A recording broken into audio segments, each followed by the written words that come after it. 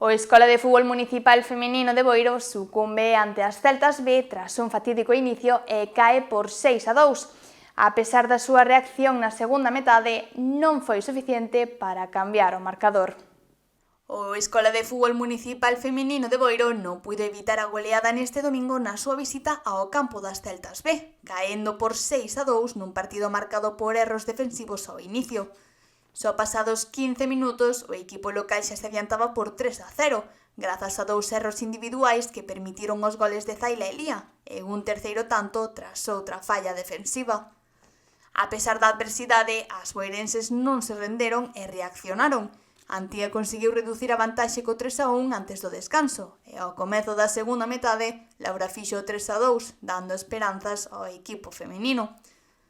As xogadoras de Miguel Ramos saíron a por todas, pero unha conta rápida do rival sentenciou o partido co 4-2 no minuto 61.